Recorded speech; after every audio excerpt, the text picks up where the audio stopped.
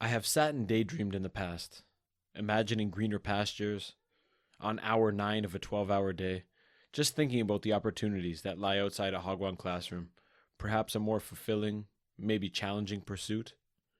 Is it true what they say about our generation? Will we go through 5 careers over a lifetime?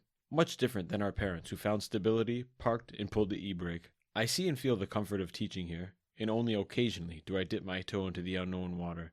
Whether this is to my advantage or disadvantage is yet to be seen. But to say dipping a toe is what today's guest, Ben, has done would be an understatement. Ben has transitioned from teacher to full-time coder and is now running the Ulsan Free Code Camp, completing an online coding boot camp, and has developed the Protected Haven app for the local police department, which helps individuals anonymously report abuse to the nearest police station in 4 major languages. Coding genius, the king of crackling pork, Shijo master, Wish.com shill, and a man younger than 50 that gives hope to all of the daydreamers out there that it is possible to make the hop to a new career. That is, unless of course you live in Thunder Bay, a place that notoriously mows down anyone hopping anywhere. So, while all of you Thunder Bay residents are daydreaming about all of the wonderful breakfasts you once shared together at the Hoiro, I can only hope that karma replaces that local treasure with its polar opposite, a faceless American franchise, and the cherry on top of that cake would be a snarky name. I don't know, how about IHOP? You are now tuned into This Korean Life with your hosts, Brian and Nate.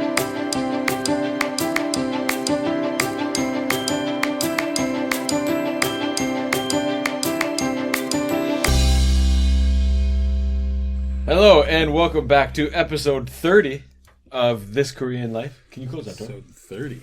Episode 30, you made it. We just, we got Ben Slater here in the studio. Greetings apartment. and salutations. We want to set the record straight that Ben is less than 50. I am less than. I'm not going to share how old I am, but I am definitely less than 50. You know, Did someone guess that you're over 50? What did Chunks up? Chunks up. K came in here saying like, "Oh, Ben's like 50." I'm like, I called. I was like, we had a meeting. I go like, "K, you say something like that again, you're dead." Yeah, I'll give you the. You're gonna give How me. dare you? I guess some of the guys around here are getting towards 60. Holy No, but that in my dare you? in my head, I'm late 20s. Yeah, and everyone yeah, everyone else is mid 30s. yeah. But when I hear like 40, and he said you're 50, I was like, are we getting that old?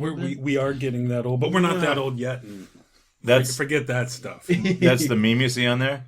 What I think I look like, what Mom thinks I look Sure. like, what my friends think I look like. That one. And how low my balls hang.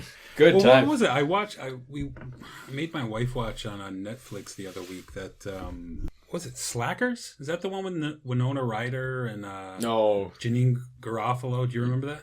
you're talking about Stranger Things. No, Winona? Slackers, like from the 90s. No it was idea. like the Generation X movie. Nope. No, Nope. No idea. well, listeners, put it on your list. Yeah. Okay, watch it. Slackers. Listen to this. Friday night, I got a break from studying. Before Halloween, I suggest to the wife, "Hey, why don't we watch a movie?" I turned on Hereditary. Oh God. Jesus Christ! Listen, I woke up. I tried to sleep at 10 o'clock. I woke up for a piss at 12, looking over my shoulder. I'm a grown man. Yeah. I almost shit That's my some pants. Scary stuff. It blindsided me, man. I'd never heard of the movie. Yeah. After I Googled it, and I was like, "Oh, it's ranked as number 2 under." Sure. Oh no, under with the Exorcist. IMDb? Under Oh, yeah. Exorcist is number 1. But good lord! Yeah. And just thinking back after the movie finishes, you're like, "Why is that lady screaming? What is she? Get out!" Like, whoa, dude. There's some. Yeah. When the kid puts his hand up, starts smashing his face on the desk. Sure. You'll wake up at night in cold sweats, man. That was Yeah. That's why I only average 2 movies a year. My movie knowledge is extremely lacking, but something did pique my interest recently, and it's the new Borat movie. I watched it. And the new Borat. Yeah. And I put on our cacao group with the boys. I said, "Hey, Yeah. is that Borat movie showing in Korea?" Which cinema can I see? Is that CGV or Lotte? And I'm okay. Well, I might be a little in touch. Jamesy says, yeah, it's on Amazon Prime, and you can download it on Pirates of the You can get it from Sweden. Pirate Bay, and I said, but I asked if it's playing in the cinema, and he's like, nothing plays in the cinema. I went to the movies on Sunday. But No, he's saying No movie, no. Borat's a special, yeah. Borat's a special movie. So is that? But I know the Disney controversy there with Mulan came out on the Disney Channel. I read about that, and they're charging $30 on top of your membership. But what? So just clarify: is the Borat thing because it's an independent film, so it's not on the big screen, or just that I don't think it theaters are shut down in America? So I don't think it would have ever come here. Okay. They don't, unless it's a blockbuster. It doesn't come to Korean cinemas. So or if it. After it's been through the theaters, if it wins an Oscar or wins a bunch of awards, then it'll be in the cinema here. But generally, you don't see anything that's not a huge blockbuster. Yeah. Which is The disappointing. last blockbuster I think I saw in the theater here was Wolf of Wall Street. Oh, my God. and the opening scene of that movie with all the Koreans bringing their families, like, isn't there a rating scale like I don't know what it's like in Korea. I know at home, obviously PG. Isn't he snorting blow off? Oh yeah. Yeah. And you see Koreans just walking. I could have watched it 3 times. Just watch the Koreans' reactions for 2 times, and then go back and watch the movie. One of my favorite things going to the theater here is when I'm just laughing at jokes and nobody else got the joke. but at the same time, I kind of feel like. I'm not sure other people would get the joke. Like, it's a really inside joke that unless you watch a lot of movies and stuff. You know how, you ever listen to, like, jazz concerts? When the guy will play something and then everybody in the audience starts laughing and you're like, what the hell are they laughing at? Because he's copying someone else. Right. Yeah. So, it's that kind of thing. Yeah. I don't mean that was the last movie I went to in the theater. The last ones have been all kids, Disney, whatever stuff. But... yeah, the date night at the He just wanted to clarify that in case anyone was wondering. You didn't take the kids to see Wolf of Wall Street. Got it. No, I was shocked to see the Koreans there with some of their kids. And the ladies covering their husbands' eyes. Don't look at that! Don't look at that! We're only 30 seconds in there, Ajima. What's the drug... I don't know the name of it. When he crashes... Oh, it's Quaaludes. The Quaaludes, yeah. I missed the Quaalude generation, but I would have... would have been an interesting. But if you just sleep through, or if you can just push through that 20 minutes of sleepiness, you get really ruined. It's the best. Yeah. No. I'll pass on that. I'll take the nap instead. Yeah. Good times, man. Anyways, see Hereditary and wear a diaper. You're gonna shit your pants. You can probably pass on the Borat movie though. Yeah. It's not. There's like one scene I thought was funny. Yeah. And the whole Rudy Giuliani thing is a big nothing burger. Yeah. Well, they blow that up quite a bit. That's been in my Google. I mean, I don't like the guy, but I don't think it was much of anything. I just like that he can get into so many places. I think that's amazing. That just he's got that ability to imitate or whatever and get in and play the role so well that it's not he's not found out until later. Well, that's why in the latest one he has a daughter. Right? And that's how because he is, people see him. People know what he's doing. Well, he's in another movie right now that's on Netflix called The Trial of the Chicago 8. Okay. Is it about I've heard of that. the trial after the riots at the Democratic convention in 68? Whatever. He's fantastic. I mean, he's a great actor. He's Sacha Baron Cohen is fantastic. Yeah. It's funny the path that he's chosen to go down, eh? Good times. Anyways, welcome Ben Slater, professor, web developer, coder, gamer, artist. Artist. What do you do? I do everything. You paint pictures? I'm a Renaissance man. Yeah. Renaissance man. But I thought you used to be writing plays and stuff, weren't you? I've written a few small ones. And he didn't draw them. I've written little skits here and there, and I wrote something. I wrote but you do a costumes musical. and... Yeah, sure. So I wrote a musical. Does it musical. count as artist? I wrote a musical. Yeah, I'll give you artist. He's on the costume design team, and no, a little bit of everything. I mean, if you do art, you're critical of yourself, and I don't know, like you're not really. I don't know what is an artist. Someone who You know, expresses that's a- themselves creatively. I guess. But Yeah, I just think of guys who aren't sitting at their desk on their computer working. I mean, if you're doing the other stuff, then... but even sitting at your desk working might be doing art. Sure. You know, We're all artists. we're all artists. I like we're all born artists, but we're taught out of it. Every kid's born a Picasso, but through education or whatever, to all those walls. Oh shit! All those walls get. Where did that pen go? It's. It's fell down my shirt. I don't know. I do like the idea of conversation as art. I like that idea. Right? Listen to my words, Ben.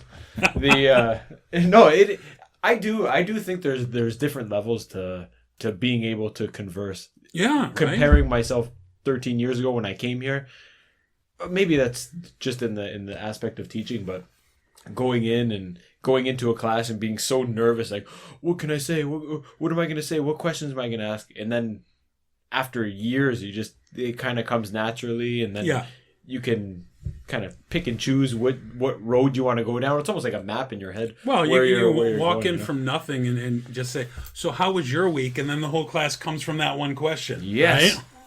Which I did that today. Never done that before. I ate pizza. Pizza? Let me tell you about pizza. Oh, Did you know? Yeah. I think that used to be Al's plan every week when I used to work. Yeah.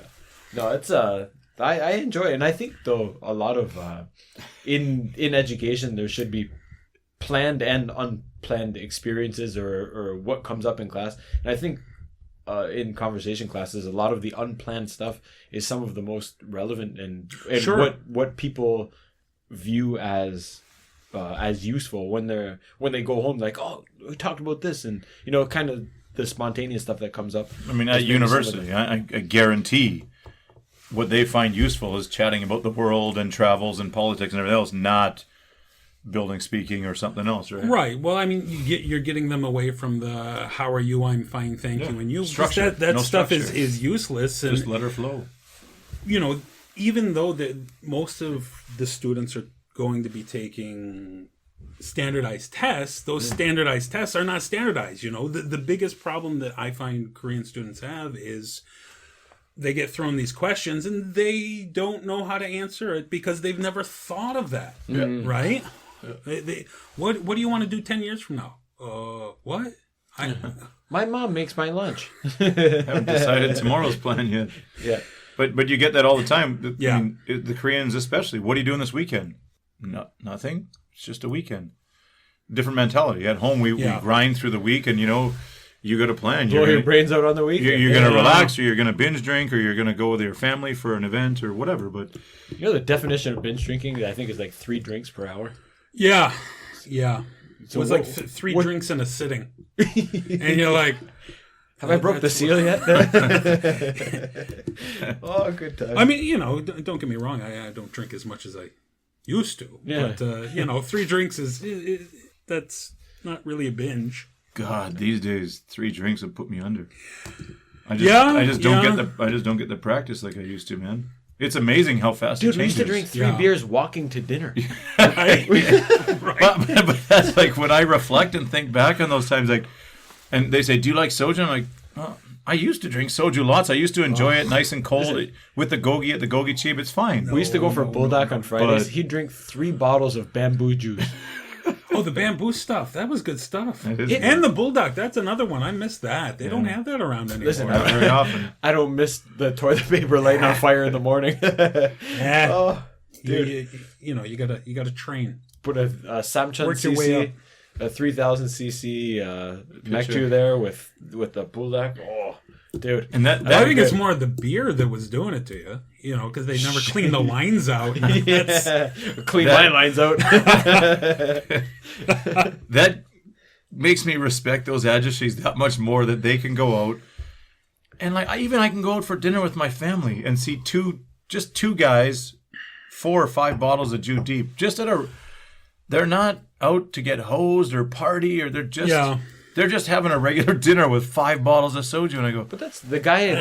That's a lot. Listen, the guy I work out with, he's early 50s, Yeah. maybe close to mid 50s, and he drinks he said his intention is always one bottle of soju, but it's always two. It's always two or like a bottle and 3 beers and sometimes whiskey. Dude, he comes and works out like a savage at 5:30.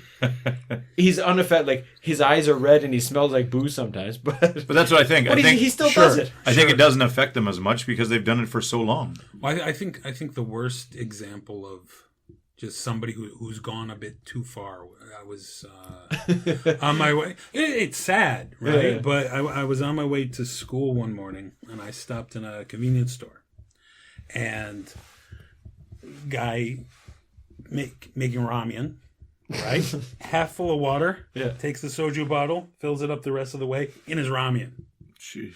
And I was just like, how is what? Oh my God. What are you? Is that's a thing? He's got. I don't want to try that. Listen, It's he's the treat just. of the week. He's got to put a little. But I was just like, one of the coffee sticks, Guy, and that's you need a- to get help, man.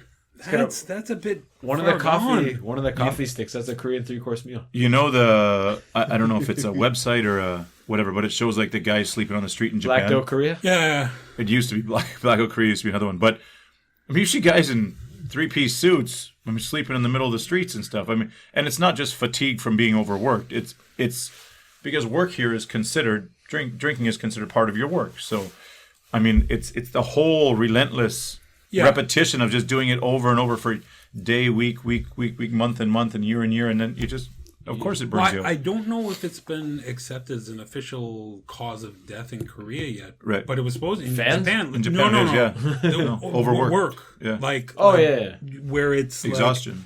from Work yourself to from, death. Yeah.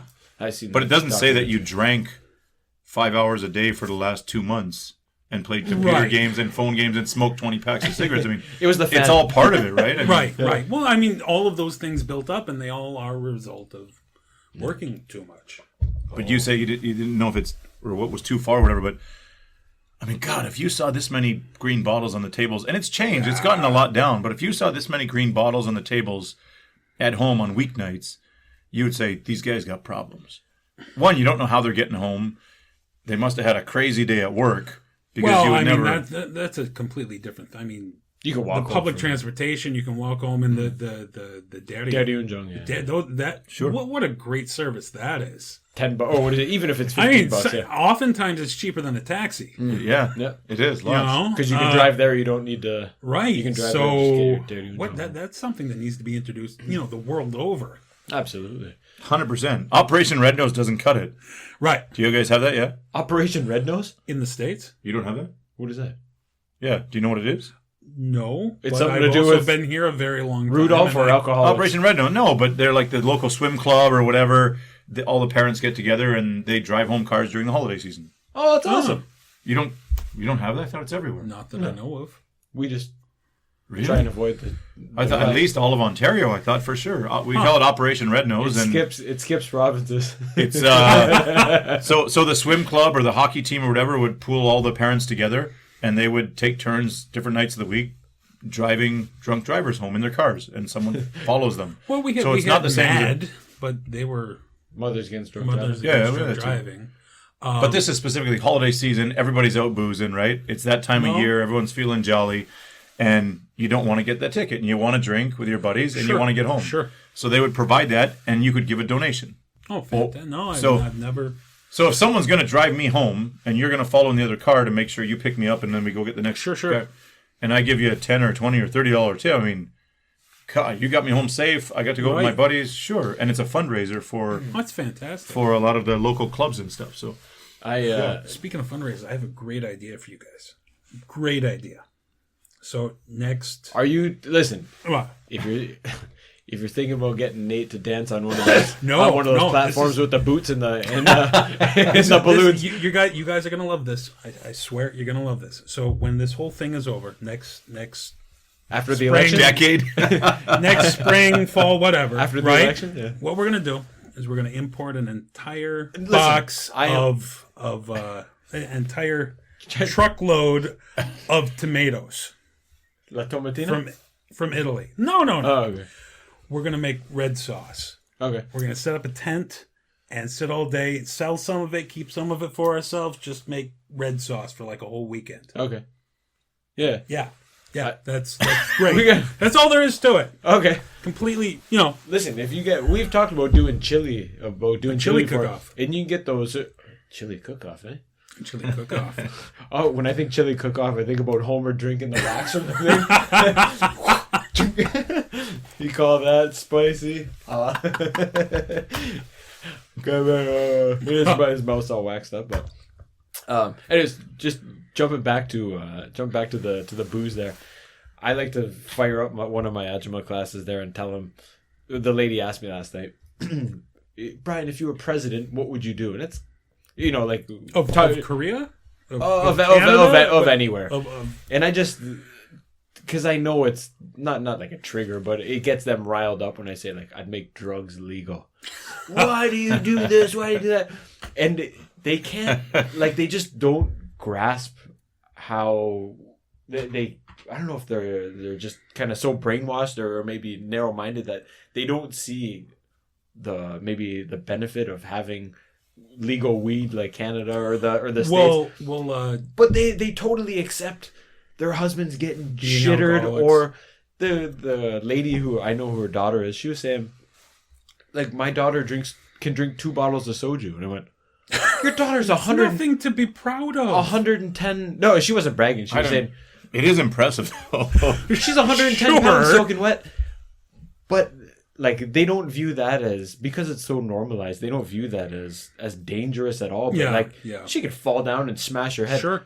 Here, have a couple puffs of weed and watch a movie.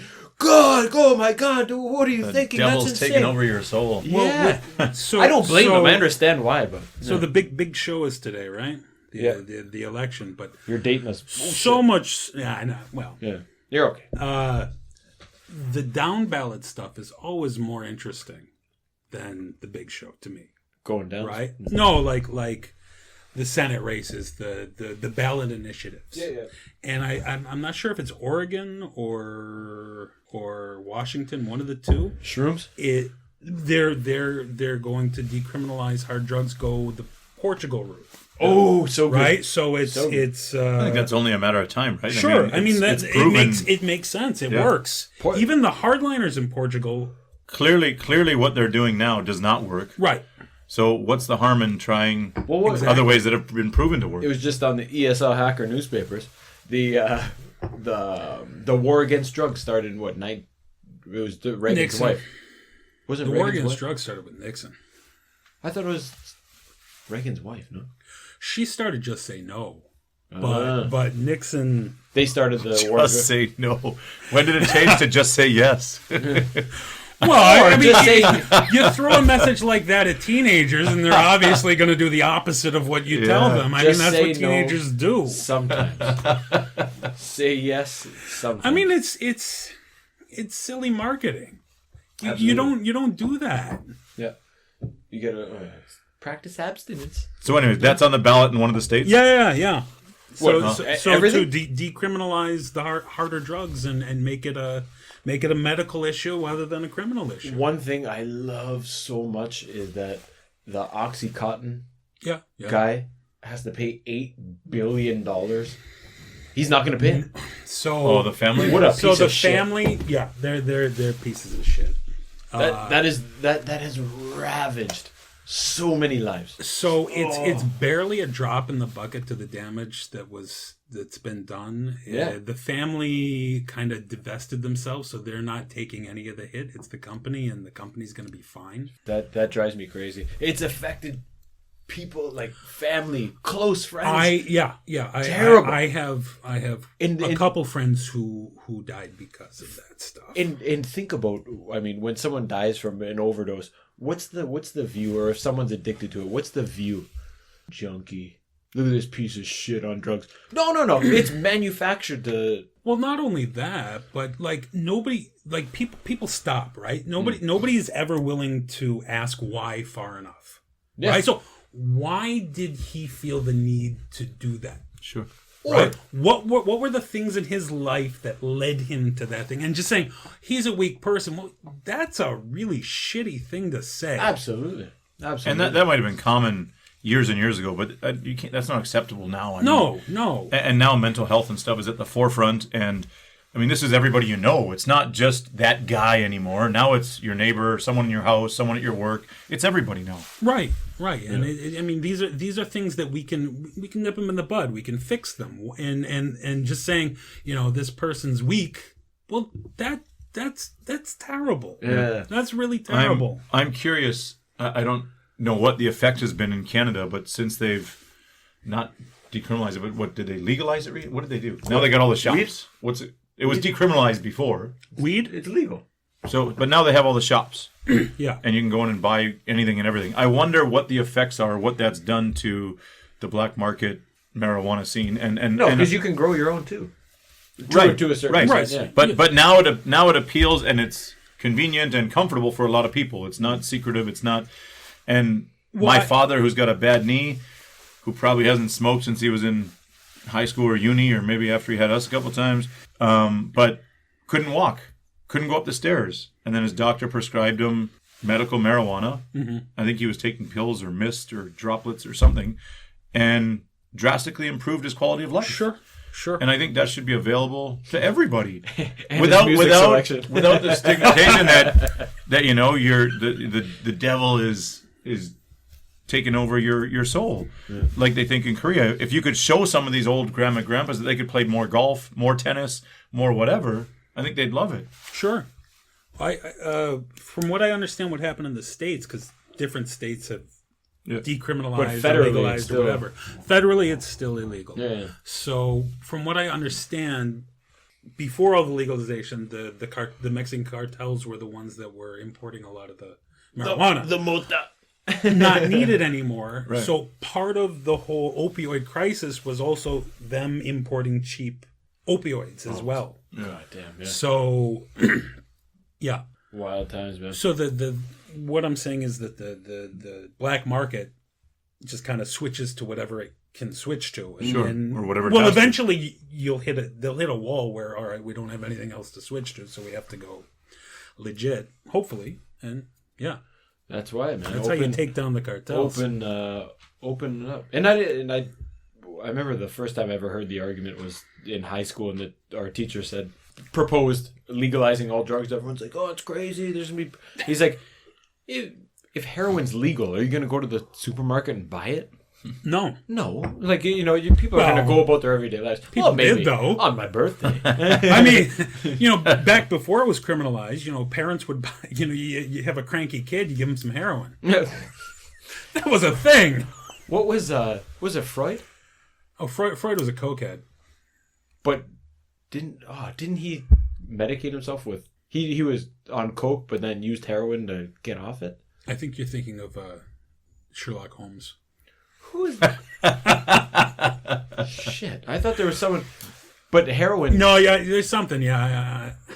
Can't you? I can't remember. I'm getting my story. What do you think about? I don't think Korea is that far off from switching. They went from absolutely zero to specific medicinal marijuana pretty quickly. Yeah. The one doctor had her YouTube thing out. Yeah. And within, she was arrested for importing it the first time. I think you'll see CBD in the next couple years.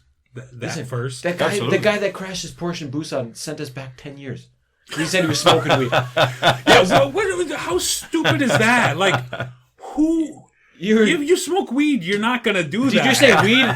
No, I said you're sure it wasn't angel dust? It was a speedball. Yeah, that's what happened. You sure you weren't speedballing there? Man, have you ever driven stoned over the speed limit? No, you don't. Because you got a nice.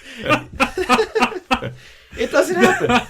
It doesn't happen. Nothing inside you goes, "Oh, I need to get home quicker." You're thinking, "Oh, how beautiful is this? I don't gotta ride a fucking horse around anymore." This bag of chips is gonna be so good. An hour. Yeah. I've said I think the transition for Hyundai is out of the automobile industry and into the marijuana industry. What are you going to do with all these big factories, right? Don't go just the huge grow up. 10 years, they switched to EVs. You don't need all the subsidiaries all around the city here providing all the parts and manufacturing all the parts. Thailand, I'm pretty sure it's legal in Thailand now and somewhere else in Southeast Asia. And they're going to become just like Korea is for plastic surgery, they're going to be the tourism marijuana places of Southeast Asia. I got a better idea. So all these shipyards that aren't doing anything anymore, right? Just build ships that have little desalination plants on them, right? And then you can recycle the water, go just into international waters. You can grow whatever you want. There you go. I'd be all right. So if anybody out there listening is going to do this, I 3% for yeah, Ben. yeah. Just send me a check. I mean, you know what's going to happen, right? This country evolves quickly in many regards. You know what's going to happen, and it's just a matter of time. But why not beat Japan and China to it and take over the market? Can't beat North Korea to it though. But there's not a lot of I don't see a lot of opportunity for this country to keep growing. No, in the future. No. Well, that's a big worry they have. So they got to start innovating and bringing in new ideas. And I think this is a good one. The project we're working on with Kay, that was the police one. That's part of the whole thing. Is like, how can we make this country a safer place for immigrants to come in? Less alcoholics, more stoners. This is the. But that was the whole thing. The impetus is to how to make the country in general safer, so people are more willing to come. Well, you got to. Do you think people aren't willing to come because it's not safe? I think because North Korea. I don't think that project was really based towards people like us anyway. No, and I'm sure there are some blogs in the Philippines, in Vietnam that say, "Don't come here. The men treat us like shit." But we're a very small minority in a very small minority, right? But we're also a very privileged minority within that. Within that minority, and then maybe we should use that more to help others. Fully agree. Absolutely. But people not, it's Korea wants a certain type of immigrant that they aren't necessarily going to get. Just like it's not like Canada and the States aren't like that or weren't like that. Right. What? Right. It used to be the brain drain. I mean, that was it. I mean... Well, it's still happening here. You have tons and tons of people leaving every year, with the whole Hell Chosun thing. Yeah. Is it really Hell Chosun? No. I can tell you a lot of countries to go to where it'll seem like heaven Chosun. You can go to a lot of places, man, that comes back every time. It's not travel, and you'll see what the real grass is always greener, though, right? You're in a place, and there's always some place that's better, and you want to go there. But you gotta appreciate what you have. You gotta reflect. Sure. You gotta have perspective. It can't just, and that's why I say you gotta get out of your city, out of your town, out of your country. You gotta see what it's like, and some places are better, but there's plus and minus. You gotta give something up to be there. I also don't think that staying somewhere you have to accept the things that you're not happy about. Right? Like, are you encouraging me to grow weed in this house? No, okay. I am not. like I don't think I would send my kids to academic hagwons. Sure. Yeah. Well, what if they wanted to, though? That's a different story. What if your daughter says, Dad, I really want to study math? Give her. Yeah. But there's nothing you can't... Forcing them to do it is a different thing. This is a sheeple. They're just following. Yeah. None of these moms have actually thought about it. Why does my kid actually go? Because all the other kids go. So if he stopped, would you stop? Well, it depends how many kids stop. It's not because they need to go. They all have great math scores. They don't have to go to math academy. So I always say, this is the best of both worlds for us. The kids here are still engaged in music. They're still engaged in academics. They enjoy it. And they lack some sports, but we can do that on our own. Sure. My girls play hockey now. So they have that opportunity. Gina just got a new bike. We can do that. And if I don't want to send her to academies after school and we can stay home and play sports or whatever, sure, that's fine. And you can cherry pick, what you like and what you don't like, throw up. But yeah, you don't have to do what everybody else does. I'm sure your parents always told you, if everybody's jumping off the bridge, are you going to? And then one day I said, yes, I am. Sometimes. And I did. We went trestle jumping. Yeah. Everybody was jumping off the trestle bridges, and I did it. Jumping off. That's such a hard concept here for the Koreans to understand. What, trestle jumping? No, but if Johnny walks off the mountain, you're gonna walk off. I don't know. Is Johnny older than me? What do you mean? If No Muyan goes off the mountain, do you go off the mountain? No, you do not. So Come on. Think for a minute. Come on, guys. okay, we were into some food there a little while back. All right. I wanted to ask you because you used to be making some stellar meats. Hold on. I came. Time. I got the invite to Ben's house, and you I made keep some, meaning to do it some again. It's crackling just pork. Something. Were you there for the It was crack-a-lacking. for the Schweinhaxen I made? Don't swear on my podcast, Ben. I don't care what language you're doing it in. Schweinhaxen. Was that the one you came for, the Schweinhaxen? That sounds like a German sex move. It's I give her the old Schweinhaxen. Pig arm. Pig hock. Yes, I was there for one of those. Pork Ham hock. hock? Ham hock. The old ham hock. Oh, No, ham I hock. didn't. Which one was it? It's a porchetta. I made a porchetta. Don't know. Anyway. It was I've been for a few of crackling. It was crackling. Yeah. It was good though. It melted. Are you still doing any sous vide? Are you still Not Are you still much. in the culinary scene or no? Well, I cook when I can. I just don't have the time. Weekends I'm doing. You don't have 7 hours to cook a sous vide You're right. steak. Well, I mean, the sous vide is set it and let it. I mean, I say, I'm going to cook this for 48 hours. Well, Yeah. that's. Do you? I spend like a half hour prepping it, getting in the vacuum bag, and then the next 47 hours are just making sure that the water hasn't drained out. But do you worry the sous vide, like when you're cooking a steak in a plastic bag? Do you think Yeah. like some of that shit's getting in your steak? No more. I always- no more than any other prepared food. I mean, Right. it's special. It's special plastic that's not supposed to do that. Huh. But Yeah, who knows? Do you Steak is think? good. Do you think that if you had 2 or 3 kids, that you would cook a lot more or enjoy cooking a lot more? I think I would. I think I would definitely cook a lot more. Because I find for me, when everyone's home and I spend an hour and a half making dinner, it's awesome. I love it. I enjoy every minute of it. But when I spend an hour and a half making dinner and then my wife says, "Oh, we're just going to eat here because it's getting a little bit late," I'm like, hold on. Yeah. And then you're disappointed. Well- And then when I know if it's just me and one of the girls or even just me and the girls, I'm like, okay, I'll make something in 30 minutes because Sure. I have no desire to cook when I think the kids don't care if it's rice or ramyun or noodles, pasta. They could care less. So I just wondered, would your cooking be influenced by having more people in the house? Probably. I'd probably cook more. Okay, different I'm coming over on the weekend. Well, yeah, I'll tell you what. I'll do one soon. Yeah, that was a good time. But I mean, to be honest, like cooking right now is more. I've been here a long time. I love Korean food, but I'm kind of tired. Yeah. Like, yeah. My wife would be like, "Do you want this, or this?" I'm like, "I don't want any of those things." Yeah. I'm not. I'm like, I've gone off a lot of Korean food. Maybe. Okay, so when you don't want those, what are you thinking? What do you want?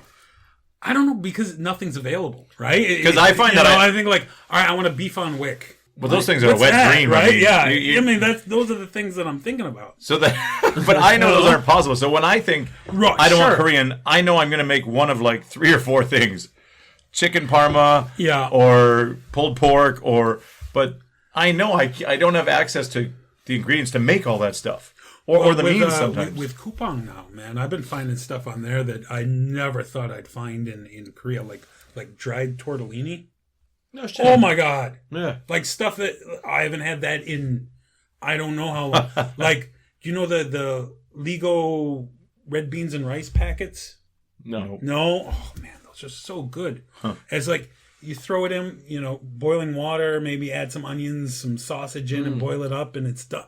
There are so many things you can get, and it's not expensive. I think the Costco, the Great Northern Bean or the Great White Northern Bean. Have you seen those? Wait, no. Oh, dude, you What get is a it? bag. You get a bag of beans like this. It's good protein. You throw them in a soup or whatever. But Yeah, you I can don't get need that many beans, though. Oh God, sure. The garbanzo beans there. You can buy at Yeah. Costco, but I don't know about your red beans and rice there. Yeah, it's just like it's like a pack of red beans and rice, and you throw it in with some water and boil it up. Oh, it's fantastic. But don't you miss when you were making your own bacon and everything? Yeah, I mean, yeah. there's something about that, isn't there? Like when Sure. same when you make you can buy chicken fingers or they don't even have chicken fingers here. What do you call them? Chicken nuggets or dinosaur nuggets or whatever at Costco. Yeah. But I just take tenderloin and chop it up and bread it and whatever. And I think, 1, it's healthier. 2, the kids get to help cook. 3, they get to see that making food is important. And I don't think it's just placebo. I think it tastes better. Sure, definitely. Than just putting what's in it. The dino nuggets in the oven or whatever. And Korea's transformed so quickly from that healthy Korean diet to holy shit, man. The kids are going to start getting really fat really fast because the freezer foods and the Home Plus used to only have 1 refrigerator aisle. Yeah. Or freezer aisle, 1. Yeah. And now I think it's up to like 3 or 4. And just keep getting more and more and more of that processed stuff from home. That's people working too much, not. Well, it's convenience, right? The same thing that happens Always. at home. Yeah. But you can. They're not demanding healthy convenience though, which is something that can be done. It can, frozen vegetables are actually healthier than fresh vegetables a lot of the time. Because they freeze them as soon as they come off of the. Oh yeah. Right, as soon as they're out of the field, Like blueberries too. Right, so that locks in the vitamins and minerals. But when you buy it in the store, that's been It's like an sitting on infomercial shelves for frozen. This guy's a frozen vegetable. Bird's eye. Send me a check. 3%. But so does that making your own bacon, making your own whatever else you were making there, isn't that worth it anymore or just no time? You're not having the time, You right? go through ebbs. There's the ebb and flow too, right? I'll get I'll right into probably bread. jump back in. I bacon and talk. also I made a lot of bacon last time I did, and it took me a while to get through it, and Right. and then after you're like, Need bacon. maybe I'll wait off this time. But I think I bought 2 pork bellies and cut it up and made it, but still it's sitting in the freezer for like. These a bacon good year Cheerios are worth. great, but don't know. And it was good bacon too. One thing I wish I had here was salt pork Salt pork. to make the special sauce. We special. can make some salt pork. Yeah. Try that. Sure. All right, let's make some salt Sure. pork. I need that to make. Actually, I think I made some for Andre. I think I made some for him once. That's the ingredient I'm missing. Yeah, when I made some bacon, I cut off a little thing of. You're talking like just the fat, right? Yeah, that's cured, like kind of cured fat, yeah, right? yeah. Like yeah. We were making sausages a while back, and probably a couple of years now, but we went through a learning process, but I still think, man, I got derailed because the kids throw you off for a while. Now that they can actually function like half humans, it's a lot easier. It's a lot. They can take care of their own shit a little bit. They're still young, but I find I have a little bit more time or freedom. But I think it would be awesome to do once a month with a group of guys and do a few different kitchen things. right here. Sweet Sausage, this, and like it's hard to find good sausage in Korea. There's a couple guys up north that sell it. They make their own and sell it, and those are good. Again on coupon. I can give you the thing later. I found a company doing different sausages. I bought some Italian sausage. It was okay. Little, not as spicy as I like. I like a really hot Italian. And that's the thing. If you don't have your shop or your deli Right. from home, you're just getting random, right? You don't. Right. You're never gonna. But if you make your own, then you got a little input into what goes in there, and you can adjust it each time. Well, back when I was doing the sausage, I bought some tubs of sodium nitrate and sodium nitrite, and those are sitting in my fridge. Those will last forever. To cure the meats? Yeah. Oh shit! I can hang them out here. Yeah. There Oh we my go. God, all right. I gotta call my brother, dude. My brother makes all the cured Let's make some soppressata there. Yeah. Yeah, That's I still do not understand yeah. how you can eat that shit without dying. Is that not just eating uncooked meat? Or the salt kills all the bacteria? Yeah, the salt kills all the bacteria, so it makes it an inhospitable environment for whatever. And What makes the sausage hard, Ben?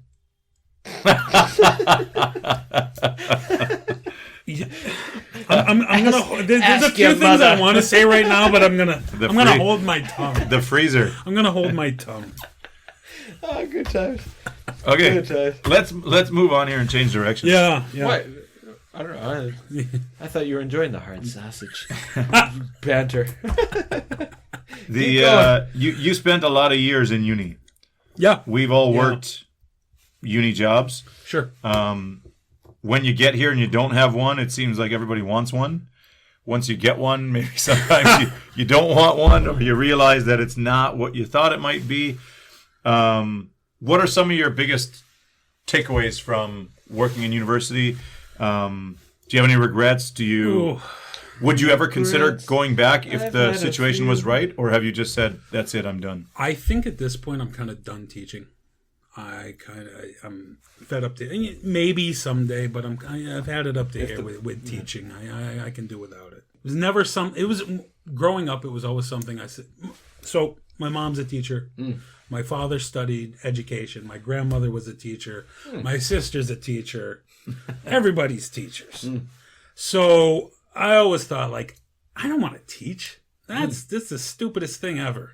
No. And then I became one. So how many years? 70? 70, yes. 17. So I came to Korea in 2001, and I taught for a couple years in the States before that. Whoa, you're 20. So plus, yeah. Wow. I think it's time to move on and do something different. That's a full career. But yeah, working in universities. We used to talk about them being dead end jobs.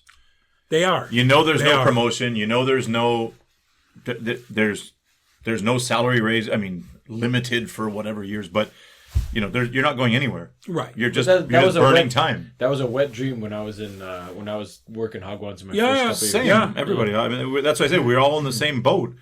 And now I think we're all dipping our toes in different areas. Well, when new people come, like first thing, I meet somebody new here, which I do rarely because I don't go out and meet people anymore. But that's a different story. Making hard sausage in the house. The first thing I tell them is, get the hell out.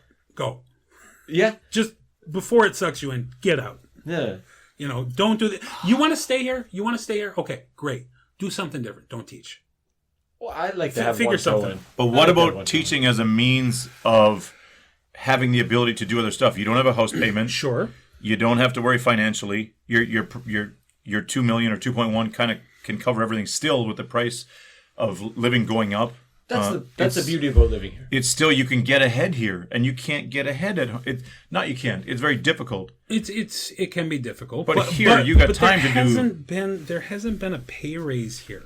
Right. Like industry standard pay raise. In 20 years. People are making the exact same thing. So it's not it's not the same as it was, right? And no, that's just how juicy it was when we were in it. But, I guess. But it's still better than a lot of what these kids can get at home. Sure. And that's why they keep coming, and that's why the price doesn't go up. I think when I as soon as I could, I started paying for my own apartment here, right? So rather than the school pay for it, I was like, give me the money and I'll figure it out. Yeah. Right? That was really important to me. And I think, like, if you're coming here or anywhere, don't let people take care of you. Do it your damn self. Yeah. But it's changed a lot though, right? Yeah. Now that's possible. Back then, I mean, to get a fair deal with a Korean landlord where you could where you get your deposit back, and a lot of people don't have $5 or $10 grand just on their way over that they can put down on a place. I mean, but you could find places that would do monthly. It was difficult. Sure. It was difficult. And today that's easy because they want that now. Right. The deposit thing, that's not. But one guy is not a thing anymore. But one guy got screwed in the old days. Yeah. Everybody knew about it, and everyone was scared shitless for the next year. Remember Johnny never got his $10,000 back. Remember the landlord kicked him out halfway through the contract. You got no rights. But now it's changing. It's changing. A lot different. And like I said, like I wanted to do things myself. Like I didn't want to. Once I got married, my wife was like, "Oh, I can do this much faster and easier than you." I've lost so many skills, but I blame myself because I should still do them. But in terms of going from hagwon to public school to university, they all have their good points and bad points. For me, man, taking a peek behind the curtain there in university the first year was awesome. Yeah. Second year was You're like, so gung ho and motivated and want to make a difference, and But then someone pops the balloon. I was doing the same lectures second year around, and then you go, yeah, I could see myself doing it for a long time because the conditions were, dude. There's like 20 weeks vacation. With they're all different with full salary, and there was no summer school, winter school. It was deadly, but. There's not many of those left. No. When they everyone's added a couple summer schools or when they tell you like, oh, your marks have to fall into the bell curve, so 6 people who have an A, you got to give them B's. I hated that. And you're like, what? I hated that. But they got so much. But they got A's. They deserve A's. Well, give them B's. Just make it fit. And you're like, and you're randomly just going through the thing, going like, okay, -3, -3, -3, +2, and you're just trying to make them fit. Like we get audited by the government, and we have to be seen not as a sugar-coated university giving out A's to everybody. With that thing, for me, for most major, because classes being broken up by major usually. Yeah. For most majors, the curve worked out. You had to do very, very little tweaking. Yeah. But there were always a few majors, and I'm not going to call any majors out, but there's a few of the higher majors where you would legitimately have a large percentage who deserved A's, and you could not give it to them. And then they would come to you and like, I did this work, why am I not getting it? And you're just like, you had 0.0001 lower than this person, and on the distribution, so I had to knock you down. I don't want to do that. Yeah. Like, I don't want to make these people cry. But you'd also have the other side. But it was essential at the beginning when you're in those situations to say at the beginning of the semester, sure, listen, yeah, guys, I don't want to do this. Not my style. Listen, I don't want you guys being sad at the end. You got to bust your ass, and you might still fall on the other side of this. But I thought it was incredibly important to point that out instead of surprising them at the end with their scores. But you have the opposite majors too. I know I had a few where a legit 50% of the class failed. Sure. And I tried my hardest, but you can't make a what do I want to say here? You can bring a horse to water. But there we go. That's what I want to say. You can't make a stone bleed. You can't make a sausage hard. But and I had to give A's to students who barely deserved a D. Yeah. And also like that's not fair to all my other classes. Right. We're kids who legitimately worked hard for those. It's a shitty system. Yeah. When did education become a business? Education's always been a business, but not like it is now. I mean here everywhere. I mean, the States now is insane. I mean, we want to talk history of education here? We want to get into... No, but I think this is a part of it, right? Like, it lost a lot of its integrity when it started all coming down to the money. In 1903, John Dewey. I mean, you go back to, like, German systems where you're training the kids to be good citizens, and that's the basis of Western education, and then we get away from that. And I don't know. I think there's a lot of things should not be for profit. Education, but I did hear some interesting arguments. I don't know if it was on one of the podcasts I listened to talking about. Oh, Dan Carlin maybe. Anyway, doesn't matter. Talking about that possibly if more education was for profit, there would be more innovation. Right, of course, like everything. That's right. The free market so there's argument, like, I see what you mean, but I also see this other thing where you're creating these classes of people, and there's got to be some common ground. But isn't there a basic level of education that would be free? Sure, that's what not for profit, and then that's Korea. You're describing Korea. And then if you want something on top of that, you go to the private schools and pay for it. But then you create this whole class system where the rich get this and the poor can't afford it. But I think that's only a problem with if standardized testing is the end result, right? Because kids with money have the extra means to get the extra tutoring or whatnot. And if everyone's taking the same standardized test, people are going in, with different experience and whatnot. If standardized tests aren't a thing, then everyone has the... Or maybe we make tuition for school based on the Height? the height, yes, how tall on the income of parents, Yeah. all schools are, you can go to whatever school, but if your father makes $1 million a year, well, he's paying this much for you to go to school.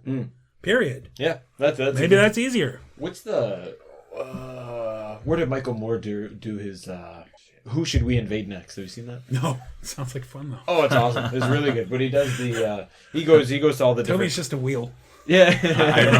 I remember seeing clips of this one. It's really good. But it's in one of the Nordic countries that he goes and checks out their, probably Finland, I assume. He goes in and checks their school system, and he said the parents are so against any private education. They think everyone should be put together, and if you have private education, that takes away from the public or the standard standard system. Sounds communist to me. Yeah. Hey, Bryce, smell the commie. I'm voting. Quick, hide the flag. You smell a bit red. Yeah. So if anyone was listening and interested in getting into teaching here, you say get out. Well, all right. You want to see the world? You want to spend a year?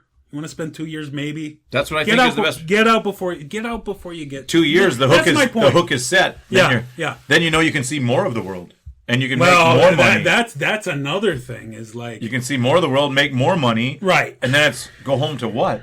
To this gong show Yeah. going on at home? I mean, right? And then that's it. Like you're set, and you go.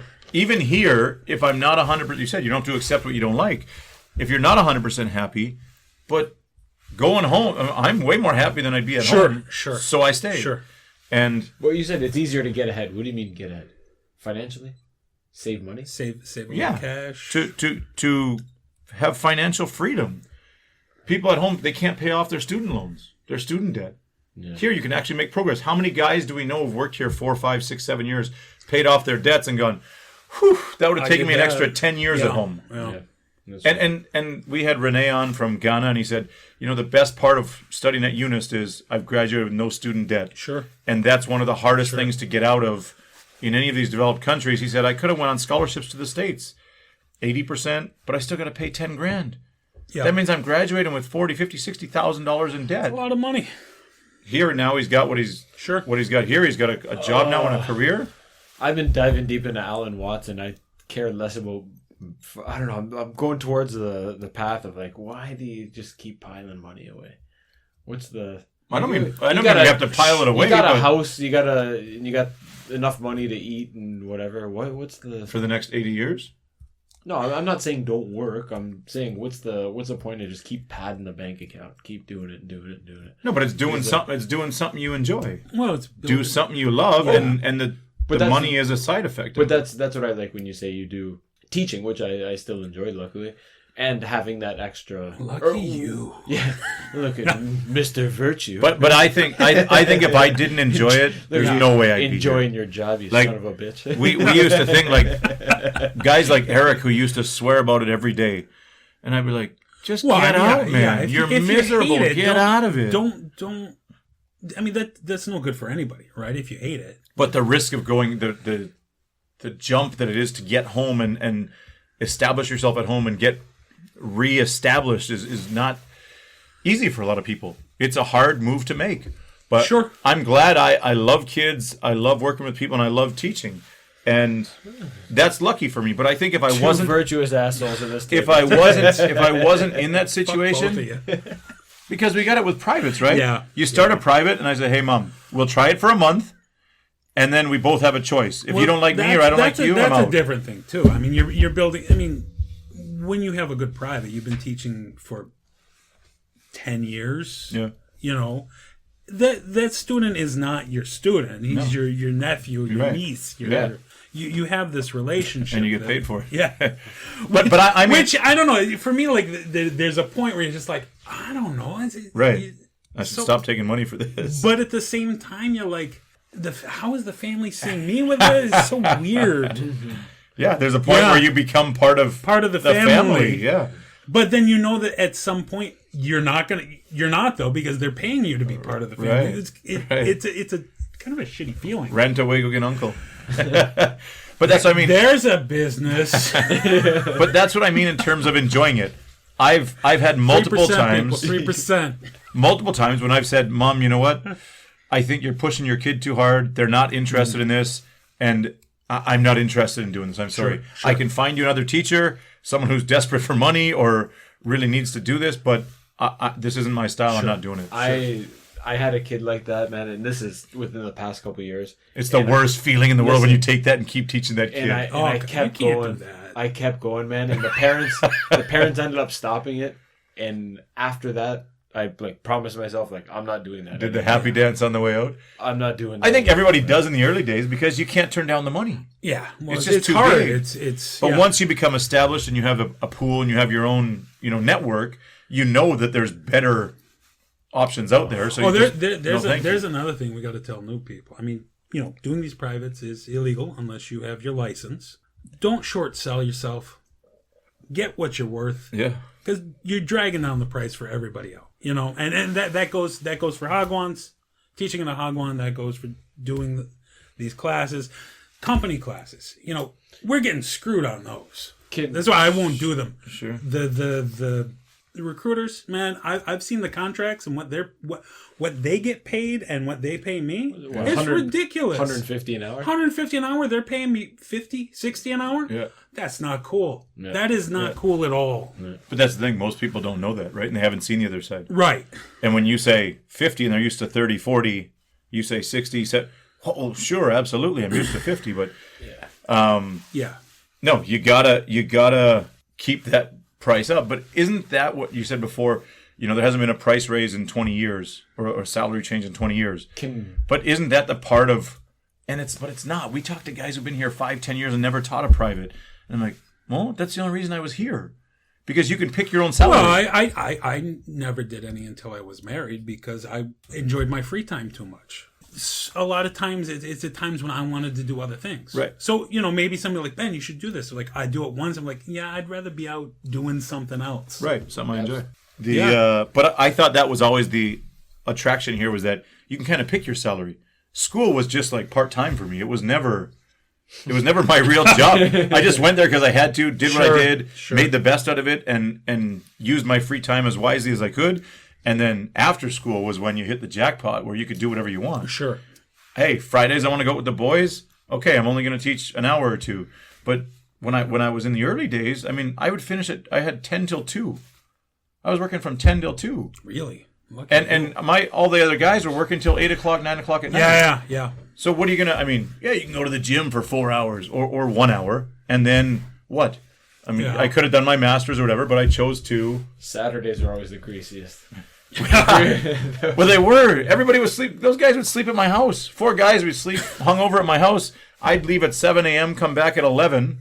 4 hours in the bank, and these guys are just waking up. You're crazy. What are you doing? Enjoy your hangover. I'm like, dude. Well, I remember, when I first got here, there were like Hagwons you taught on Saturdays. That was part of the contract. Public school was Saturdays too. Once right? a month. We finished at lunch. No, it used to be every day. Then it went to 3 days a month. Then it went to 2 days a month, and then they scrapped it. Can you imagine going at home when you're growing up, Saturday school? That's insane. If it's all you know, yeah. All their dads worked Saturdays. That's only recently. That's a very recent thing. That's crazy. The 40-hour work week is that's 40. Less it's 50, isn't it? 52 hours max. Yeah, but it's not many in career. Yeah, well, that's a. But Saturday used to be standard all across the board. I mean, that was the weekend was Sunday. Not a weekend. It was just Sunday day off. And one thing I found from kind of overworking is that even my off time, I couldn't enjoy it. Sure. Even finishing Saturday tomorrow? at 7. Oh. And I mean, I had all Sunday off, but then Sunday night's oh Christ, I gotta go on Monday morning. And that really weighed. That was a decade of that, man. That weighed on me. That weighed on me. So if you weren't here, what would you have done at home? Oh, Jesus. Teacher. No idea. Ben, that I might have gone to be a teacher. I might have. I have a thought that if I had stayed where I was, I'd probably be dead. Drug kingpin. Yeah. I probably would have. You got the desalination, the heroin. No, I don't know. It's one of those thoughts in the back of my mind. Yeah. But I don't know. Like when I graduated university, I went to LA for a while. LA wasn't really for me.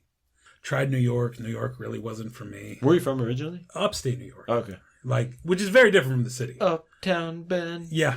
You've been teaching in a... Like the south of the north is sometimes. Where are you from? Rochester? No, Salamanca. Salamanca? You might know. I used to catch You might Salamancas know in the... Ellicottville. Dude, I've been on vacation at Ellicottville. There, that general area. Is it? They're skiing in Ellicottville. Yeah. Listen to this. My grandpa had he had a license plate that said "powder up." So listen, he'd get a couple reactions from this. That was his. I guess when he used to call my grandma before leaving work, he'd be like, "Hey, powder up, I'm coming home." Like, and that was his inside joke. But when he drives to certain places, they're like, "Are you selling coke?" When he drove to Ellicottville, they're like, "Oh, that's a skiing license." Yeah, he's like, "No, I never skied a day in my life." I just tell my wife I'm gonna bang her when I get home. Anyways, I wonder in the middle of nowhere. If you look here, that you think, it's time to get out, or I taught long enough, or whatever. Do you think you would have been in 3 or 4 different careers at home, or did you have something lined up and you would have done?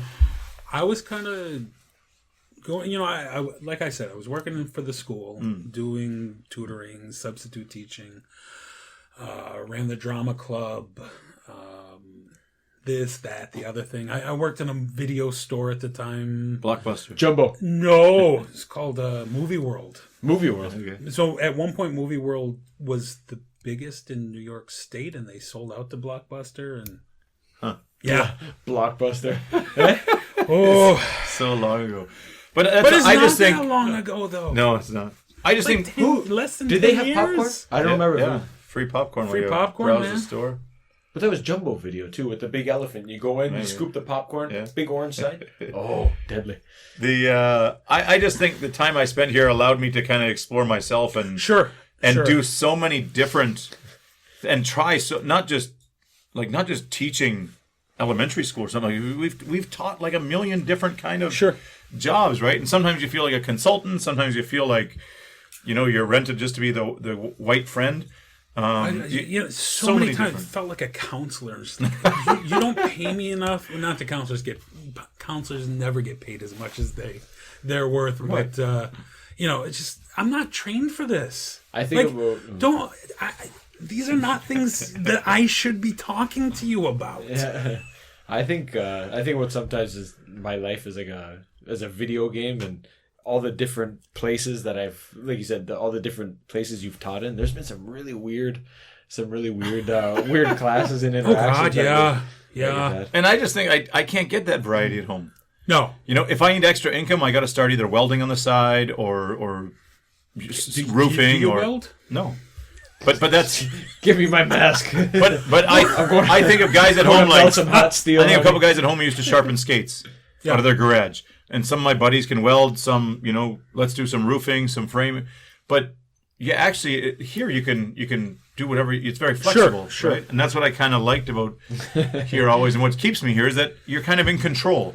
Where at home I feel maybe like I'm controlled by where I work. You're still kind of, there's that little box of you're an English teacher that you're in. You're in that box. We're in that box. I hope this podcast can bring to light on some level, if people ever listen to it, that we are more than teachers. Yeah, definitely. But that's the box that we are in here. We're more than that, but that happens anywhere. You get thrown into a box and you're stuck in it, and when people look at us, that's what. Well, maybe not you. I'm the man in the box. That's do you know the movie? Yeah. I'm the man in the box. But do you think? Well, I don't know, because we've all had such different experiences. But now I think a lot of people know us as the We Hope guys or the hockey coach. Oh, do you know Nate, that hockey guy? Oh yeah, I know that. And it's not just that. That's what I like. But you've worked hard to get out of that box. Sure.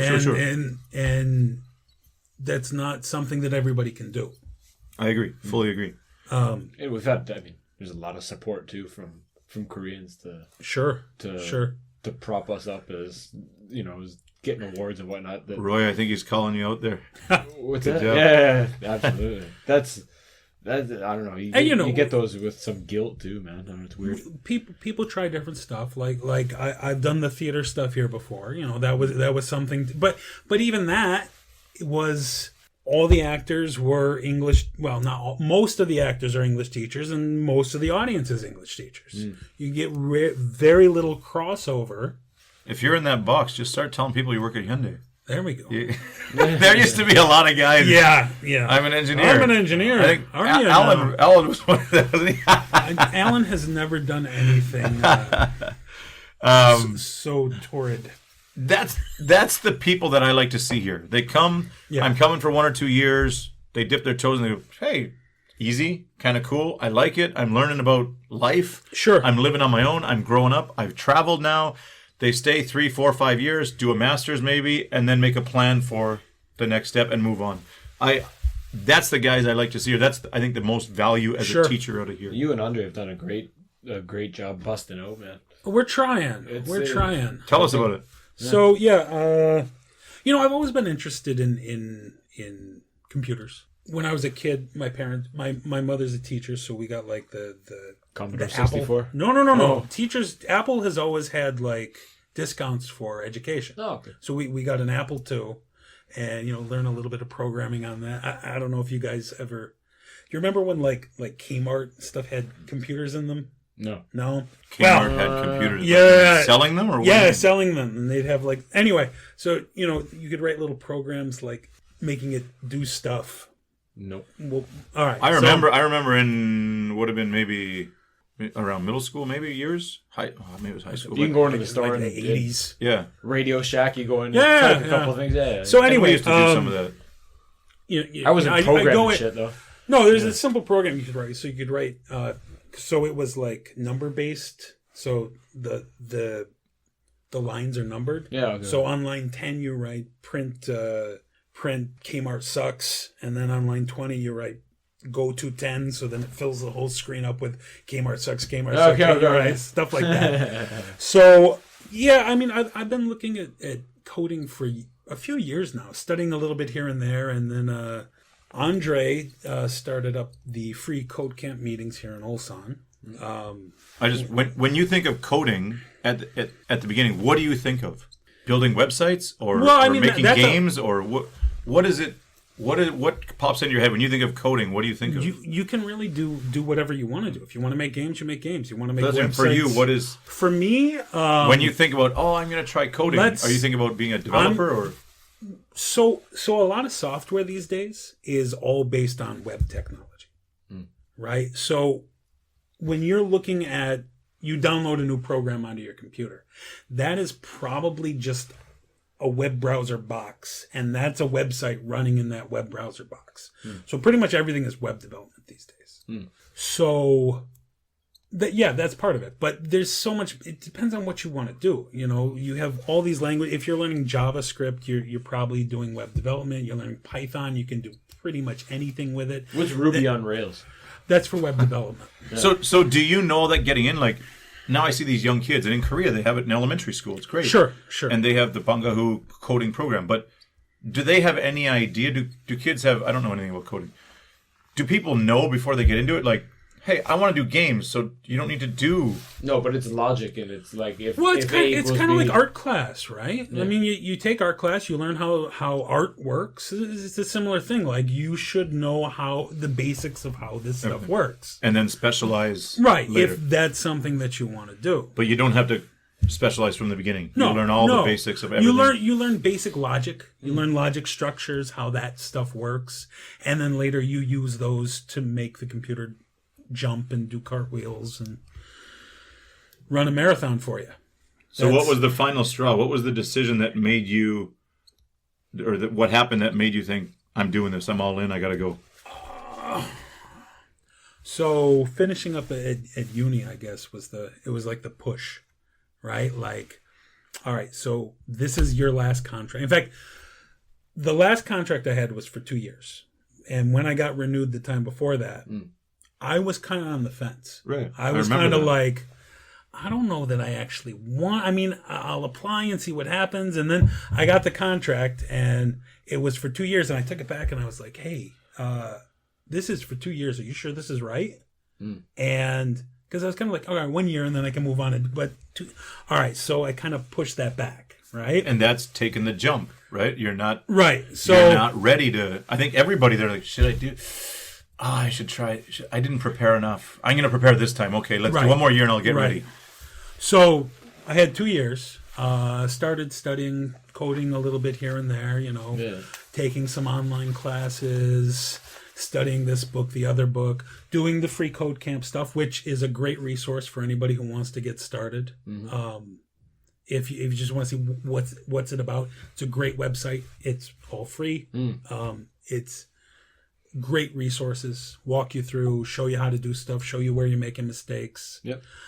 So anyway, come to the last 6 months-ish of being at uni, and well, this whole COVID thing hits. So the original plan was finish at uni in August, go to visit my sister-in-law, who lives in England, without taking a plane. Oh, yeah. So with your wife or with my wife. Okay. So hop on a ferry up to Vladivostok, train across Russia, get down to Munich for Oktoberfest, down to Spain, do the Camino. Oh, dude. And then ferry up to... You got robbed, man. Right? You got robbed. Right? Oh. So then after that was finished, I was going to go to a boot camp in the States to learn coding. Right? Like an official boot camp. That was the thing. Then this thing hits. Was that going to be a permanent move? So the camp was probably like going to be 6 months or something of doing it every day, hardcore, get into it, get it done. This thing hits. A friend of mine who was in the free code camp Ulsan group had just started an online boot camp. He was like, hey, here's the thing. Check it out. I was like, hey, this is kind of cool. I like it. The teacher's great. The curriculum is wonderful. So, I signed. We had an investment that matured. So we took the money for the investment, paid for the camp. Beautiful. And, so I'm still doing that now. They give me a mentor. This guy lives in Barcelona. Fantastic. I've made a group. Well, I didn't make the group, but there's a group of us students in the same cohort. Yeah. We meet up. So they're in the States or Canada, or there's one guy in the Emirates. Yeah. Right. So I get up at like 3 a.m. on Saturdays to meet with them. To converse, yeah. Yeah, well, it's fantastic, though. I mean, some of them have finished the program because it's self-study. If you want to go faster, you can. One guy is working for Slack now. Another, one of the girls... What's the average duration? You can do up to 9 months. Is fastest or slowest? Slowest. Okay. 10 months, slowest. What's the average? This is a new program. I think the fastest anybody's done it so far is 4 months. A weekend. Yeah, right.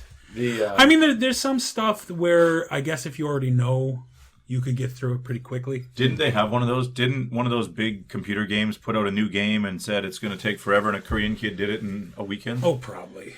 The newest, whatever, Warcraft, whatever the game was, and some Korean kid knocked it out in a weekend. So yeah, it's a good program. I really, really enjoy it. That's good. I think you can find value in any program that you want to apply yourself to. I think I don't know. You can rank this uni or that uni, but even the one I'm doing now, University of the People, sounds like a sham, dude. It smells red to me. It it is. I'm really giving myself out here. But man, I found it very very helpful. I'm learning stuff I can apply to my day-to-day work, and just generally after teaching for 13 years, you can. I'm putting a lot of the pieces together, and the education puzzles becoming a lot clearer. The roadmap, Sure. It's cool. A lot of things that kind of inherently they've actually like been named and defined, so it's cool, man. Tell us about. I don't know, Andre or you and Andre started your own free code camp in Ulsan? So Free Code Camp is an organization. Right. It's an international organization. We just started a local chapter of it. Right. That's all. So there's one in Busan that's not really meeting anymore. Andre moved up to Seoul and he restarted the Seoul group. So right now in Korea, there's the Ulsan group and the Seoul group. We have That's it? Yeah. Wow. Well, I mean, it's all in English, so Koreans aren't really. Yeah, but I think there's a lot of people looking to transition, and yeah, the first thing is, what can I do? Well, I can learn coding online. Sure, and sure. I think it's one of the first things. I'm sure there's random people around the country, and I'm sure there's using other, it, but other different but groups, there's only the two groups that have like weekly meetups. So, and are you still involved, or how? Yeah, we meet every week. We did an online meeting that I joined and made a couple pitches. Man, it's such a positive. Such a positive vibe in the group. I mean, I came in with like a half-baked idea, and everyone was like, well, but we could do it like this, or we could do it like that. It wasn't, that was really good. But what you always need is somebody to step up and say, I'm going to be in charge of this. Because otherwise, everybody's like, yeah, we could do this. You need somebody to, be there and crack the whip and say, this is how it's going to get done. What's the point of the group? Is it to everyone's working on their own ideas, or ideally you're finding one project that everyone's going to contribute to, and I think it's both. And you build. Oh, it is both. Okay. Yeah, like if you want to come, you're interested in design, you're interested in just coding in general. Fine, we can help you. We can walk you through. We can, if you want to work on a project, we can do that too. But we're still baby steps. People coming and going, coming and going, coming and going. There's only a few people who consistently come. Yeah. That's the turnover, high turnover. Yeah. Is that frustrating, being around people who aren't as committed or aren't as serious, or do you feel like it's not worth investing the time in them when they might not come back next week? If they show up, I'm all in from day one. If they don't show up again, fine. That's fine. You have good interactions. That gets takes us away from this and back to the whole being here in Korea thing. I don't know about you guys, but I kind of made a conscious decision years ago to stop making new friends. I know what you. I got tired of saying goodbye to people. Yeah. It is. That's one of the things I said on the intro. I don't remember what episode it was, but that's the nature of living. It's here, horrible. Man. But anyway, really, yeah, that's a good thing too, though, man. You get to meet a lot of interesting people. Sure.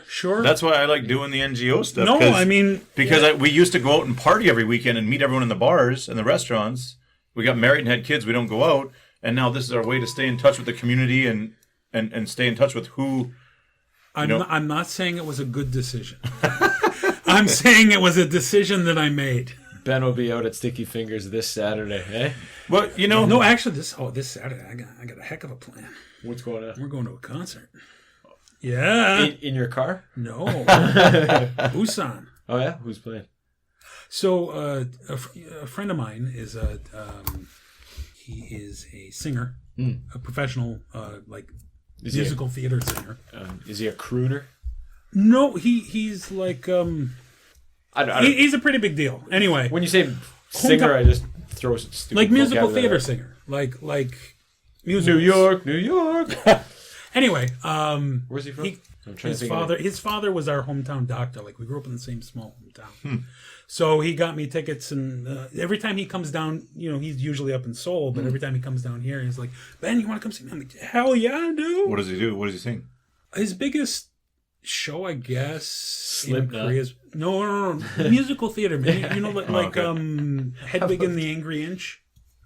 What? Hedwig and the Angry Inch. No. I'm not familiar. Hedwig and the Angry Inch. Hedwig and the Angry Inch. No. It's a huge musical. It's really, really popular here. Micro penis themed? The Angry Inch? What was it? Yeah, so it's about a German man who gets his botched sex change operation. And oh, okay. Yeah. Got it. It's a great musical. I don't know if you're. It's about love. Right now. I'm not. Oh, okay. I'm not. I so very much am not. Anyway, so yeah, that's our plan. Sweet. Yeah, speaking about meeting new guys and stuff and making that decision. Hold on. How do you botch a section? If you're only. You better cut this whole section out. If you're only cutting something off, it can't be that. I don't know. I'm not interested in that. You got to make a, if you also have was to it the poking in? Sculpt the, yeah. It was the poking in process. You got to sculpt the concaving. Trying to imagine the tool that does that. Okay. Man. Sorry. It was fun and very an awesome experience to sit down and to meet with you guys at Alan's and at your place a few times. Sure. And I think of Daniel, you, Alan, Zach, guys that I have not. I mean, we've known each other or in town and stuff, but we never sat down and chatted and that's part of, we say, doing this. We find out so much cool shit about people that we've known for ages and we've never really sat down and had those talks with. And, you'd like to go for a couple of beers and just have one-on-ones and solve the world's problems with random people. But, man, to sit down with you 4 or 5 guys and think, these guys have all lived here for years and years and I've never really talked to them. And just today we're finding out about your botched sex changes. But like different guys, different experiences, and the uni brought us together. And I think that's, and then still now to meet Dan at the running things or the soccer games or to have Alan's Christmas parties or whatever. I mean, we've had a lot of funny times hanging out. His wife gets some good food. Eating, drinking. Wonderful. And the good news is she's back this year. So there better be a Christmas party this year. Alan, you listening? Tag him in this. I can't go without meeting new people and making. My wife gets so tired of me. So like I said, that was a decision that I made. It was a stupid decision. I kind of regret it at this point. Is Nate in or out of the friend circle currently?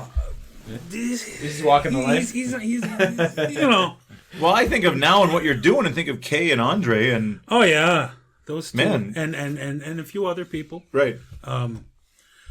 It's great to make new friends. Yeah. I think that's something that I definitely missed. Absolutely. And keeps you younger, keeps you on your toes. Sure. And as you get older, it becomes more difficult to make friends, and you should really try. Especially if you're not the bar owner or the bar drunk. I mean, it could be that. But that's what I'm saying. Those guys who are out every weekend, fine. But yeah. I mean, just to not be them and to be. Yeah, me neither. And that's why I say it's a lot harder, right? Sure. You got to curate your circle. So, what are the job prospects for this transition into coding, programming, whatever? So, being the world we're living in today, where everything is remote now, I'm hoping that I can get a job anywhere from anywhere. I have been applying for a few jobs here and there just to test the water, just to get practice. Because when you start applying for jobs, you're going to get rejected a lot. So I applied for one that's for a web agency here in Ulsan that I really don't want at all. Mostly because you're a web agency, you're building websites for people. You should probably have a nice looking website as your homepage.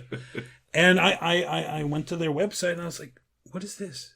Like, back, the different stages, you have like web 1, web 2, web 3. Okay. We're like web 3 now. Yeah. So web 1 is, you remember those old websites where it's, you go and there's like music playing and you can't turn it off and it's a MySpace. You got pre-MySpace stuff, right?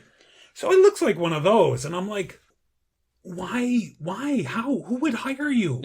Who would literally, if you're a web agency and you have this, who would hire you? So there's tons of jobs out there, I guess, but is the competition fierce? Is there? I think the market's only growing. They've been telling everyone for years now. Computer programming, coding. It's still growing. Do you have to get lucky, or are you battling hundreds of people? That's any good job, right? Any good job is it's not. It's who you know. Yeah. It's who you know. But if you're developing your own, or if you're developing your skill set now, don't you want to work for yourself? Is it hard to employ yourself? That is something that's always in the back of my head, you know. Like, or is it kind of the same? Wouldn't I rather do a startup and? But you got to get your own experience, right? You got to build it up and Sure. But I guess it's. So my thought when I started this, when I was going to go to the camp, is I want a job in America. I want to work 2-3 years in an office in America to get that experience. But now that's not a thing. You know, all these companies are going 100% remote. Like, we're not going to have any offices anymore. yeah. So, yeah, I mean, if I'm going to be working remote, maybe I just want to work for myself anyway. Maybe I want to do a startup. It's easier to get paid by someone and fail for them instead of Sure. doing your own and failing for yourself. I mean, you get the repetitions in, you build up your ability, and then but I bet your drive to learn spikes when your own ass is on the Oh, line. sure. Your own is on the line. always. But you know, our one of the teachers when I was growing up, he often says it's not the number of times you fail, it's the number of times you fail, get up and try again. Now I'm paraphrasing here, but basically that was Rocky, wasn't it? No, it's isn't it? Isn't it the Terry Fox movie? Don't bring up Terry Fox. No, It'll go. You're triggering Nate. He's having flashbacks. So I don't know. I think it's from one of those sports movies from like the 70s. One sec. I gotta apologize to Nate. It's not equalute. It's ecaluate. But that doesn't take away. Do you remember Andy? Yeah. He's trying to tell me he's in Ukalut or something. Equalute. No, I thought it was equalute. It's ecaluate. But that doesn't take away from your hometown murdering a national hero. Was it the bad air, Nate? Sleeping giant effect. Sleeping giant effect? That's where he died, right? As far as I know. I mean, that's where the statue is and everything. It's right overlooking the Sleeping Giant. Sleeping Giant National Park. Oh. Well, it's a big monument or island. And that's called the Sleeping Giant, and he died right on the highway there, so that's where. Anyways, one of Nate's acquaintances ran him down. Yeah, it's a national conspiracy. What have you done so far? So, well, lots of studying, but lots of small, study projects, but 2 big projects. One is called Ask Your Rep. So, what it is you put in your address in the States, and who's wearing the red shirt now, sir? It tells you who it tells you who your state representatives are, not your national representatives, your state representatives, and gives you their contact information. Yeah. And it also lets you save full docs. No, so if you call them, it lets you save like, okay, so I talked to them on this date, and so you can save all that stuff and share it with other people. Cool. So is it getting a lot of hits these days? No, I don't think anybody knows. Well, I could check. Bro, it's gonna start. So that's the first. Yeah, that was the first big project I had. Then we have this with Kay. You talked to Kay, the Protected Haven project. Yep. To help foreigners contact the police more easily, get help with that. That project, we'd like to take it open source, so that anyone can contribute to the. Well, not only anyone can contribute, but any police station in any police office, whatever in the world can use it to help their whatever native language speaking community they have. Right. That's fantastic. Right. So, where's that at right now? Well, right now it's up and running for Nambu. Only for Nambu. For Nambu. Any feedback? Haven't heard anything negative. Heard lots of. But I mean, has it been being used, and is it? I don't know if anybody's been using it. People only sending positive feedback. Had a great dinner. We haven't had any. We haven't had any feed. So when the emails get sent off, they go directly to the police. Right. So I don't know if anybody's used it. Right. Okay. I don't want to know. That's information that I don't want to have my hands on. Yeah. Don't you want to know we had 20 calls or 20 whatever this month, and it's working great? or there's problems with this, and this. Can you fix it? As well, we have a feedback thing, and we have ways to know like how many hits have been on the. We don't have a hit counter on it, but there are ways to know that. Right. Is there an expansion for that project, or is it kind of this is it? It's set it'll be or like can it expand? It'll be making it accessible, making it usable by any police station in the world. That's the eventual end of it. Which I have a few ideas on how we need to fix stuff. We need to fix. Is it? Can you add attachments to it or bulk it up a little bit, or is it strictly? We could add more. It's simple. It's dead simple. It's you go to the front page, you pick your language, you fill out the form. Well, Kay showed us. It's a really good send it. It's dead, and that's the way it should be. Simple, easy to use, no features. That's how we want to keep it. Right? Start getting pop-up ads in the right. Well, yeah. There's never going to be ads on it. And I've told the other members of the group that if anybody tries to monetize it, I'll nuke the whole damn thing. I will erase it from the internet. What was it like building that up from scratch? Because Kay had said that you'd done everything for it, right? Yeah. So. Yeah, I mean, I was working on a certain language at the time, and I knew how to do it. So this other kid who studies at UNIST, I walked him through how to do it because I didn't want to be the only one who knew what was going on with it. So I said, okay, you do this, and sat with him, and he programmed it all in, and it started working, and then I started, fixing all the little bugs here and there. This guy Keith worked on the styles for it. He did most of the CSS, and again, I did a lot of the bug fixing. Right, people did stuff. Ben, it's not working. All right, let's fix it and see what's happening here. But yeah, I mean, it was a big effort between a lot of different people. Is there a huge sense of accomplishment, and does that make you feel, I want to do more, or this is cool, I'm going to keep doing stuff like this, or? Honestly, I would like to do more projects that help people. Once I finish my boot camp, I would like to work with. We hope. Well, yeah, yeah. Well, we're gonna redesign your website. Don't worry. I got one. I don't want to be a downer, but is it possible that it malfunctions? Like once it's, I don't know how it works, but once it's set up, like. There wouldn't be any chance of someone sending like I need help, and then it doesn't go through like that. It's like a. There's always a chance, but I've tested it as well as I can. Oh, okay, that's a server could go down. We put things on it to say like if this is an emergency. So at the bottom of the app, the bottom of the web page, there are buttons for 119, 114. Oh, okay. Like it says. If you are in an emergency, do not send this form. Push one of these buttons. Oh, okay. So, yeah, hopefully that works. But evidently, we did better than the police did on their geolocation stuff. Yeah, like the geolocation we programmed in works better than the police's geolocation. How did it? And this is the argument for having monetized education system or like let the independents do it. Don't necessarily have it regulated by whatever, because sometimes you get a better result. Well, I mean, remember, when you think like military grade, remember military grade does not mean the best; it means the cheapest. Yeah.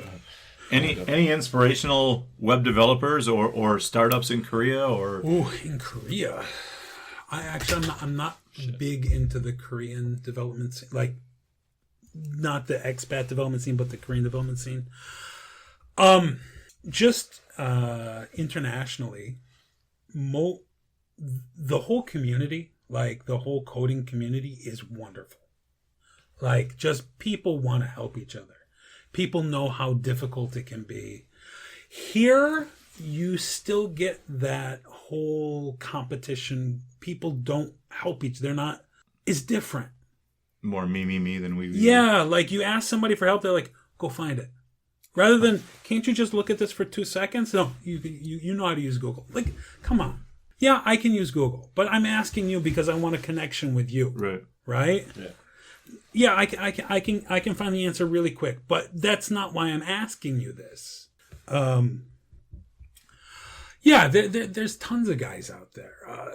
Names off the top of my head, I can't think of anybody off the top of my head. But whatever you want to do, you go on YouTube, you go on. I know you said you didn't like Reddit, but Reddit has tons of great resources. Right. What else? Twitter. Coding Twitter is the best. Twitter is garbage. But coding Twitter is just full of people who are like, wow, you're the greatest for trying this. Keep working. I mean, such a positive community. I like that, yeah. And as I said, when I joined on your group chat there, man, that was nothing but good vibes and positive talk from 6 or 7 people on a Zoom call. Okay, 1 or 2 more here before we wrap it up. Sure. Now that it's election time, it's 2020. Yeah. I mean, seeing people waiting 10 hours, 12 hours, mail in this, mail in that. Can you foresee, or do you think there will be a time where we can just vote online? I mean, with fingerprint recognition, iris recognition. Some places already can. Doesn't Australia have a... So is it... Some states do. Some states you can vote online. So that's what I mean. Is it frustrating for you as a developer now or a coder to see, why are people waiting 12 hours when we could simply just program every computer at the library to be an official voting place? Nate, it's not an issue of the technology. It's an issue of people wanting others to vote. Or not to vote. Wanting others to vote. Yeah. Which I think is crazy. That's what it comes down to. I think it's crazy to watch as a Canadian how it can be so challenging to frickin' vote in an election in America. Who prides itself as being the country. It's so difficult to vote. Right. When we have it hasn't advanced in the last freaking 50 years. It should be so simple now. It should be so fast and so easy. I got in an argument once with somebody about voter ID, right? And you should have ID. That's fine. But if it's not easily accessible, if it's not free, that's a poll tax. Right. That's wrong. Sure. You should be able, anybody who is eligible to vote should be able to easily get an ID, and that should be acceptable. Absolutely. And if it's not, that's wrong. I was just curious. I just think, man, when are we ever going to make it simpler and easier that you could just vote from home? We do fingerprints. They don't want it to be. Politicians don't want us to vote. And that goes for any side of they don't want people to vote. If they vote, then they might have to do work. Right? They might have to actually do something. Let's get off the politics. Yeah, fair enough. Here, where do you want to be in 3 to 5 years with coding and mine still in Korea or you just living on the beaches or if I had my druthers, I would be going a little nomad. Cool. Go here, go there. I think I should spend a little more time back in the States with my parents. Spend time here, move around. There's worlds to see, right? Absolutely. I would love to spend more time. I don't know. If you do your trip to Vladivostok, there, just don't take the pussy way, dude. Go right through the DMZ. Don't. Listen, I'm gonna take a nice luxury cruise all the way to Russia. Go through the DMZ. Stop being such a pussy. Do it right, man. You only live once. Ride a tiger through. Yeah, absolutely. Watch out for landmines. You watch out for landmines. It's good advice I like to tell This people. Is generally good advice, I like to tell my friends who trudge through the DMZ. Watch out for landmines. Watch out for landmines. That's gonna be. I'm telling everybody from now on. Yeah, it's like when you get a cast iron pot. Like, bro, make sure you not grease it. What's the word? Oil it. No. Cure. Set it. Cure. No, not cure. There's another one. Make sure you. Isn't it cure? No.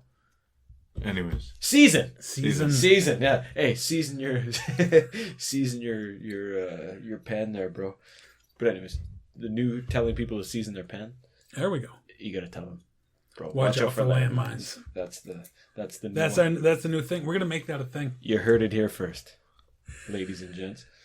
November. Oh, we're not gonna date it too much. Anyways, I'm gonna be editing this for 5 months. Yeah. I got 4 on the back burner already. Oh, anyways, yeah, dude, it's great. We're gonna cut it there. I think I got an angry wife that I'm supposed to go pick up. Anyways, it's been real. Thanks for coming, buddy. Yeah, it's been real. It's been fun. It has been real fun.